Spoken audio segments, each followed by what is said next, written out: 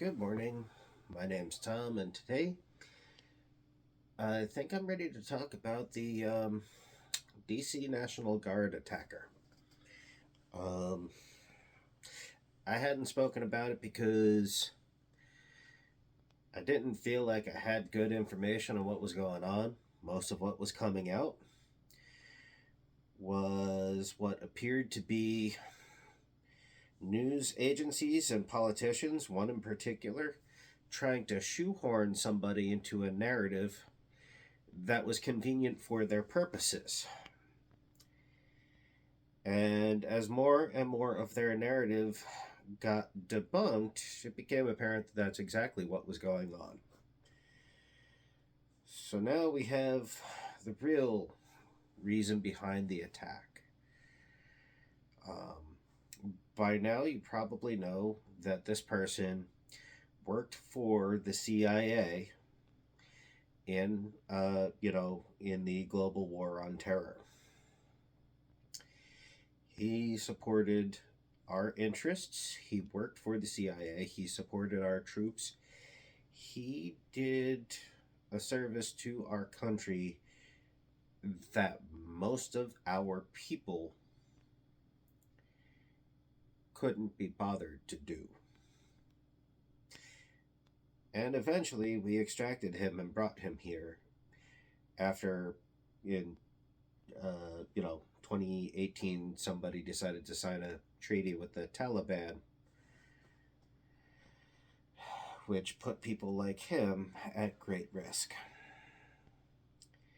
The thing was, once he got here, it was kind of like, good luck, and that's it.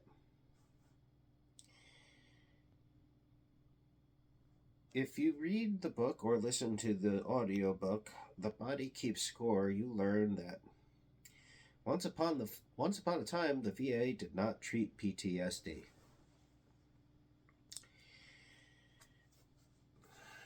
And here's our friend PTSD Rabbit. As you can see, she's wearing the happy mask right now. And back then, if the happy mask was out, there's no problem. The only time the VA took notice of it at all was when the angry mask came out.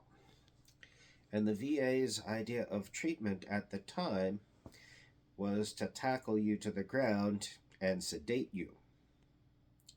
That was a very long time ago. And since then, we have learned that it's not that easy, that the happy part is a mask, and that the veterans are suffering. They are crying. Now, I've taught you about the masks before, but I haven't talked about this. PTSD Rabbit, she is shackled by her past self. That is the prison she lives with every day and relives those memories, relives what her past self went through constantly. And that's why the masks exist. And the overt rage that comes with it is spectacular and dangerous. And it gets worse and worse over time without treatment. And that's what happened. The DC attacker was not a terrorist. He was not working for, a jihadist organization. He was no different than a combat veteran that we forgot about, never treated, left behind.